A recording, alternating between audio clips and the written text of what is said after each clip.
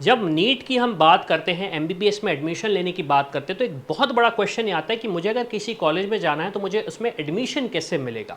क्यों? क्योंकि सारा प्रोसेस ऑनलाइन होता है और काफ़ी जगहों से होता है, तो स्टूडेंट्स और पेरेंट्स को बहुत ज़्यादा परेशानी होती है। तो इस वीडियो में मैं चाहता हूँ इस चीज़ को क्लियर करना। एक जो डिफरेंस वर्ड आ जाता है AIQ, जिसे हम कहते हैं ऑल इंडिया कोटा, या फिर स्टेट कोटा जिसे हम एक तरीके से SQ भी बोलते हैं। अब देखिए डिफरेंस क्या क्या आ जाता है और डिफरेंस कहाँ कहाँ पे नहीं आता है। जैसे अगर मैं फ़ीस की बात करूँ तो फ़ीस आपकी सेम रहती है ऑल इंडिया कोटे में और स्टेट कोटे में, कोई डिफरेंस नहीं आता। मान लीजिए एक सिंपल सा एग्जांपल लेते हैं हम मौलाना आज़ाद मेडिकल कॉलेज का। अब वहाँ पे जो एडमिशन लेना है वो आप ऑल इंडिया कोटे से भी ले सकते हो, स्टेट कोटे से भी ले सकते हो, जिसको हम दिल्ली यूनिवर्सिटी कोटा एक तरीके से बोलते हैं। तो फीस क्या रहेगी? जो स्टूडेंट्स वहाँ पे एडमिशन लेने जाएंगे उनके लिए फ़ीस सेम रहेगी, जो रूल्स एंड रेगुलेशंस हैं वो सेम रहेंगे। मतलब ऐसा नहीं है कि कोई रूल्स एंड रेगुलेशन में डिफरेंट आ जाएगा।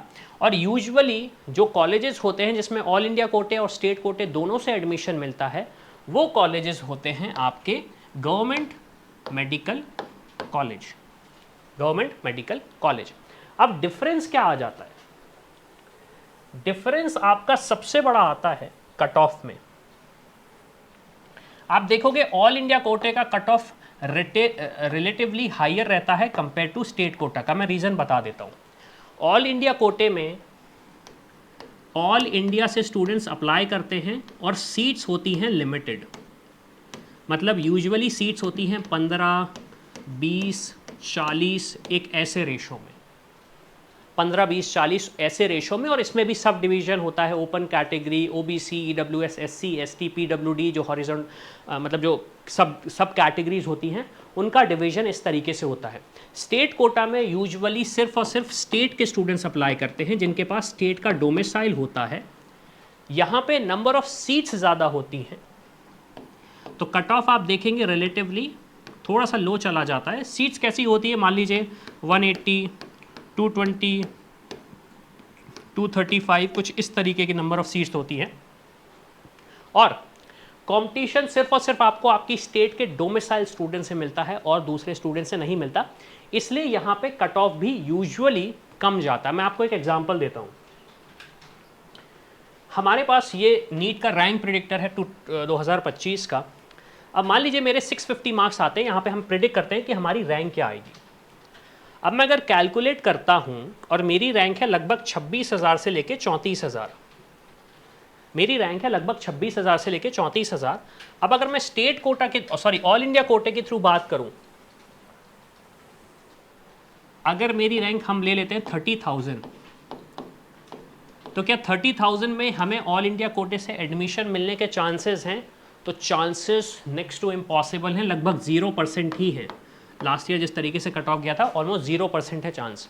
लेकिन अगेन स्टेट कोटा में मैं बात करूं 30,000 रैंक पे, गवर्नमेंट मेडिकल कॉलेज की बात कर रहा हूं, प्राइवेट की नहीं कर रहा हूं, चांसेस हमारे लगभग 80% हो जाते हैं। चांसेस हमारे लगभग 80% हो जाते हैं। एग्जाम्पल अगर मैं आपको दूं यहाँ पे, तो हम यहाँ पे हमारी वेबसाइट पर आ जाते हैं, स्मार्ट काउंसलिंग टूल्स पे।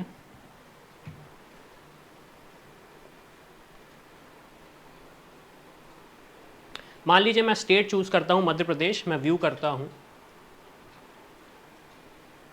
एंड यहाँ पे वर्क नहीं कर रही है वेबसाइट, शायद इंटरनेट स्लो है, ठीक है।